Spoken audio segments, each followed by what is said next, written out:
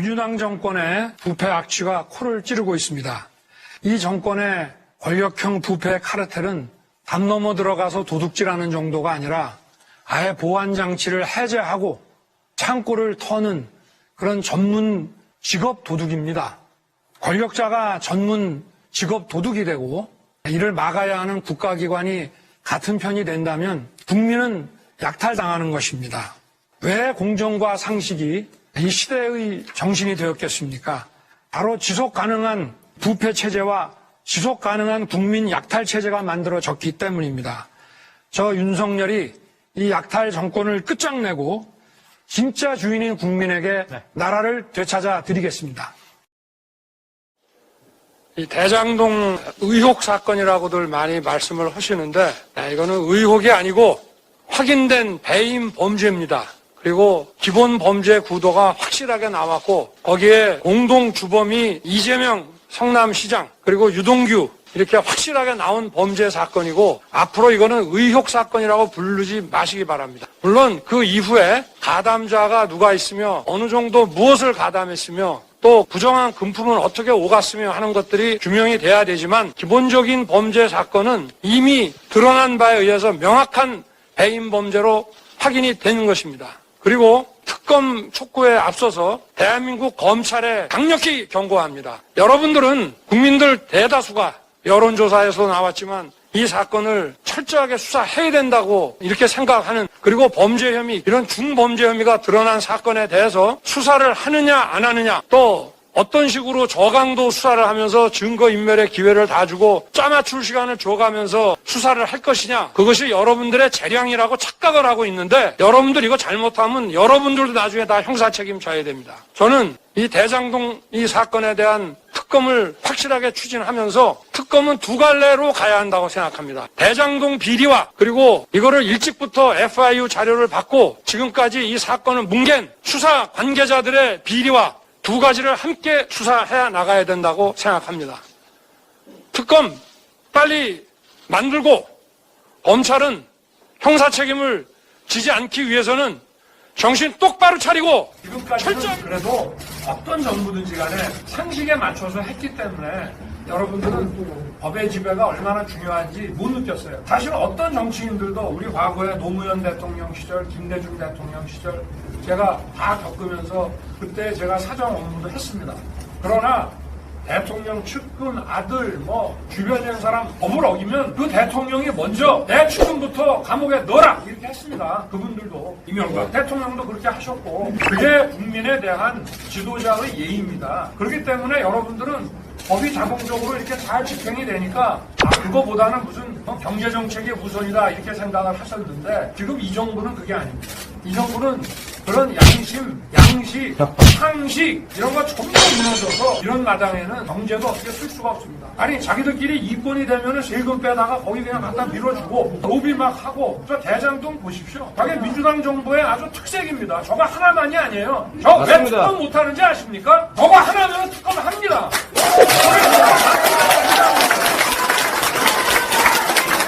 아시죠? 백현동에서도 미래 신도시에서도 도시개발만 있겠어요 이게? 정부가 지금 우리 여기 경제 전문가인 우리 소무연도 계시지만 지금 우리나라는 국민이 벌어들이는 GDP 이 국민의 총 생산량의 절반 정도를 정부와 공공기관이 쓰고 있습니다. 여러분이 100만 원을 벌면 50만 원은 정부와 공공기관이 지출합니다. 그러면 여기서 붙어먹고 사는 기업이 얼마나 많겠어요. 이게 한쪽으로 치우쳐지고 안 줘도 될 건 막 줘버리고 국민들의 멀쩡한 땅을 싼 값에 뺏어갖고 강제 수용해가지고 법자들한테는 비싼 값에 팔고 그 차액은 자기 측근한테 줘버리고 도대체 얼마나 처먹는 게야? 아니 그게 무슨 시장이고 그게 무슨 정치입니까? 윤석열! 우리 국민의힘에 우리 정치인들은 무도한 민주당하고 그동안 잘 못 싸웠습니다. 왜 못 싸웠느냐?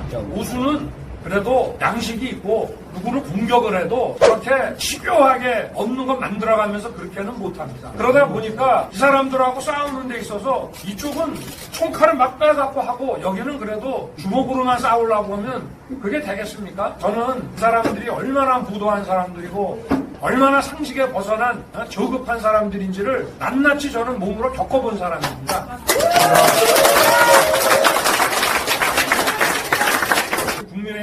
아니라 민주당에도 양식 있는 국회의원 정치인들이 꽤 있습니다. 그래서 과거에는 낮에 의사당에서 서로 공방을 벌이다가도 또 저녁에는 소주잔 주고받으면서 타협도 하고 이렇게 다 해왔습니다. 그런데 지금 민주당이 어떻게 됐는지 아십니까? 저랑 완전히 병들었습니다. 특정 세력이 정치인들, 의원들은 입만 뻗고 상식적인 말 하면은 그냥 문자 폭탄에 이건 조폭보다 더한 겁니다. 그 중도 행위가 장난이 너무 심한 거 아니요? 이게 과거에 군사 독재 운운하지만 과거에 정치하시던 분들 얘기 들어보면은 그때도 이렇게는 안 했다는 거예요. 이 사람들은 지금 소위 말하는 저막도 문제라는 걸 하고 있어요. 소수 딱 라인이 있습니다. 여기를 벗어난 사람들은 민주당 의원들도 그냥 시키는 대로 손 들고 따라가던가 아니면은 자기들끼리 죽입니다. 공천에 다 탄압시켜버리고 그럼 이렇게 돼 있어요. 당이 민주화되지 않고 정치에 의해서 장악이 되고 정치주의적인데 그 당이 끌고 가는 나라가 제대로 되겠습니까? 저는 제가 겪은 분야가 다양하지는 못하기 때문에 저는 이 나라가 우리 자유민주주의 헌법의 기반 위에 딱 쓸 수 있도록 만들어 놓고 또 우리 국민의힘의 많은 각 분야의 다양한 전문적인 경륜을 거친 분들께서 또 자기가 잘 위교우 있는 그런 분야를 맡아서 잘 하시면은 저는 이 국가가 앞으로 잘 굴러갈 것이라고 생각하고 우리 청년들에게도 미래를 줄 수 있다고 생각합니다. 청년들한테 임대주택 몇백만 채를 지어가지고 청년들한테는 거의 공짜로 나눠준다. 택도 없는 얘기입니다. 이 새끼한테 입만 벌리면 거짓말이 자동으로 나와. 그 아파트 개발하면서 저렇게 국민을 약탈하는 놈들한테 어떻게 그 말을 믿습니까? 민주당 후보들이 하는 얘기는 그냥 다 믿지 마십시오. 사람이 누구하고 거래를 하더라도 그 사람이 그동안 한 거를 보고 우리가 약속도 하고 계약도 하는 것이지 맨날 거짓말이나 하고 뒤로 다 해먹고 얘 이런 족같은. 이런 사람한테 우리가 그 사람들이 내세운 약속과 공약을 우리가 어떻게 믿습니까? 자기 친구한테 수천억 조 단위의 특권을 주고 자기는 모른다고 그러는 사람이 국민 세금으로다가 임대주택 몇백만 원씩 줘가지고 그거 집 없는 사람 나눠준다는 게 산타크로스입니까? 뭡니까? 그 돈은 누구 돈입니까? 국민 세금. 그러면 누구한테 나눠주는 거예요? 그것도 또 시민단체 사람들한테 나눠줄 겁니까? 그 사람들 눈에 보이는 국민이 반쪽도 안 되는 국민입니다. 제가 부족한 것도 많고 능력은 할 수 있습니다.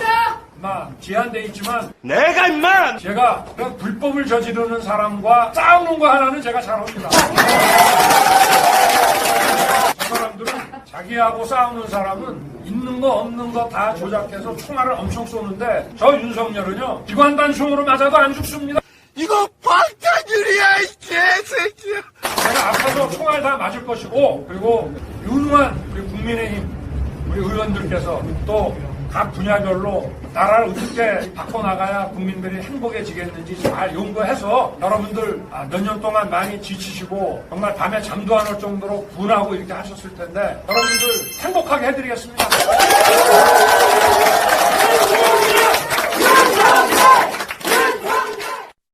민주당 정권의 부패 악취가 코를 찌르고 있습니다.